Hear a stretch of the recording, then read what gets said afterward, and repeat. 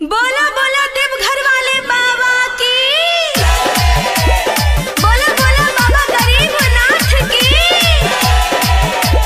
DJ presented बाबा सादा Vasantpur music by Jitu ज्वाला। सुनो गौरा हो मानी जट्टू बतिया बारू पर्वत पर तू ही संगतिया। सुनो गौरा हो मानी जट्टू बतिया बारू पर्वत पर तू ही संगतिया। बात हमर मानी जौनर वठानी आसन लगाईना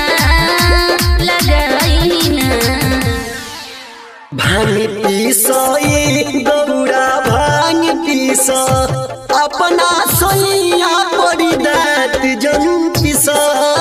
भांग पीसई गौरा भांग पीस अपना सोइया पड़ी दात जन पीस। बोले शंकर भगवान की। प्रेम से बोल बाबा भूतनाथ की। उपेंद्र बाबू वसंतपुर। भंगिया न पीसबूत चिलम चढ़ावा कवनो उपाय तू ही जल्दी लगावा। भंगिया न पीसबूत चिलम चढ़ावा कवनो उपाय तू ही जल्दी लगावा। नरम कलाई दुख न सहाई बतिया बढ़ाई ना। भांग पीसई गौरा भांग पीस अपना सोइया पड़ी दात जन पीस। भांग पीसई गौरा भांग पीस अपना सोइया पड़ी दात जन पीस।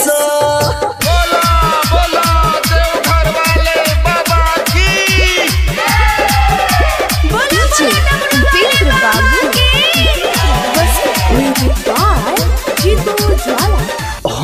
और भंगी हम जानिला जवारी हूँ इसके पिया दो हमके कुरिले गुहार हूँ। काहे खसियत मान जाना होई और भंगी हम जानिला जवार हूँ इसके पिया दो हमके कुरिले गुहार हूँ। रमना बेटा से राउर बनल बारे खास राउर चिलम चढ़ाई ना। भांग पीसई गौरा भांग पीस अपना सोइया पड़ी दात जन पीस। भांग पीसई गौरा भांग पीस अपना सोइया पड़ी दात जन पीस।